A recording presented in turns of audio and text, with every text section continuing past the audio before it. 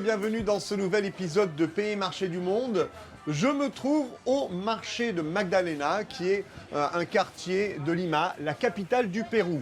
Alors, avant d'aller découvrir les étals, goûter certains produits, je vous invite à faire une promenade dans les alentours.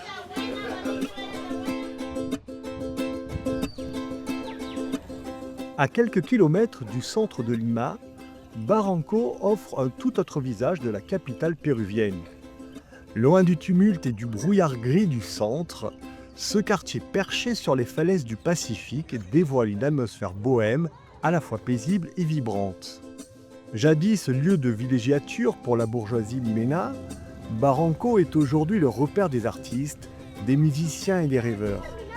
Ses rues pavées, ses façades colorées et ses fresques murales racontent l'histoire d'une communauté créative où tradition et modernité se mêlent au rythme des vagues.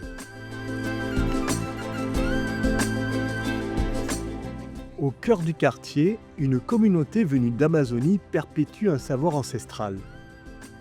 Les Chipibas. Suiviri? Hola! Ben. Peuple autochtone, ils ont emporté avec eux un art unique, des motifs géométriques inspirés de leur vision spirituelle et de la nature. Dans leurs ateliers, les femmes peignent, tissent et brodent des tissus au dessin hypnotique, symbole d'équilibre et d'harmonie.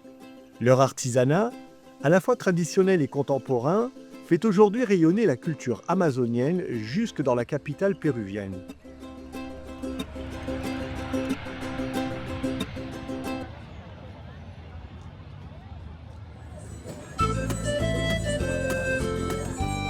Dans le quartier populaire de Magdalena, au cœur de Lima, le marché s'éveille à l'aube dans un tourbillon de couleurs et d'arômes.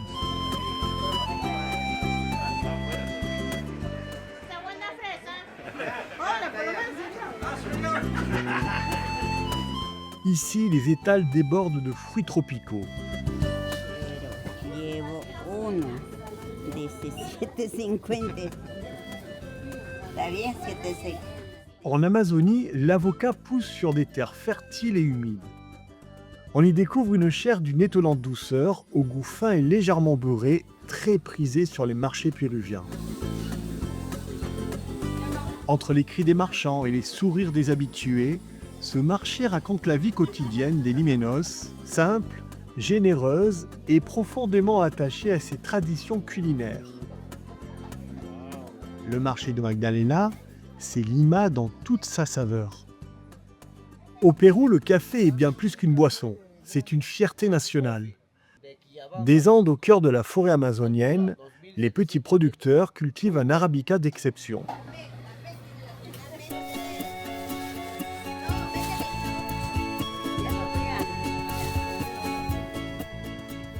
Sur le marché, une file se forme devant le stand de Rey del Papas. Ici, la pomme de terre est reine. Dorée, croustillante, servie avec des sauces maison aux saveurs relevées. Une spécialité populaire que les liménos adorent déguster sur le pouce entre deux emplettes.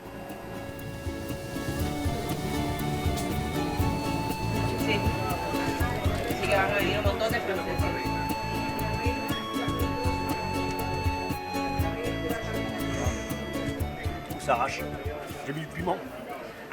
Waouh! Ben, c'est bon, hein. Super bon, mais ça arrache. Voilà. Ça, c'est bon.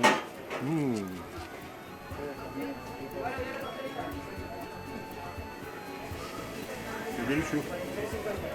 C'est fort, mais c'est bon. Mais c'est fort. Sur ce stand consacré à la volaille, les vendeuses préparent de manière artisanale des escalopes de poulet pané. Ça, c'est quoi? C'est le poumon de la vache. C'est le poumon, ouais. C'est le poumon qu'on prépare à sorte de ragoût, qu'on le mange au fintou le petit déjeuner qui s'appelle champagne.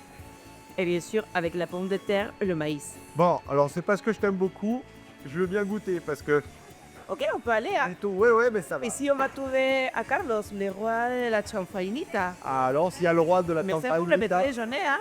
bon bien. C'est tout encore. On essaye, c'est pas grave. Oui. Allez, on y va. On y va. On y va.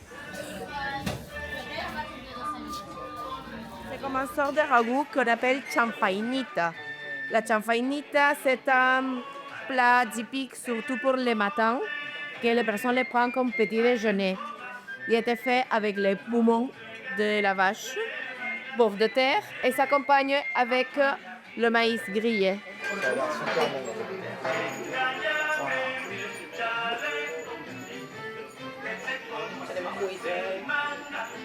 C'est déjà la fin de cet épisode. Alors avant de goûter cette spécialité, ce champagnita, pour le petit déjeuner, je vous le rappelle, vous venez de dire au revoir et j'aurai le plaisir de vous retrouver très bientôt sur un nouvel endroit de la planète. Bye bye, merci Carlos, gracias, gracias.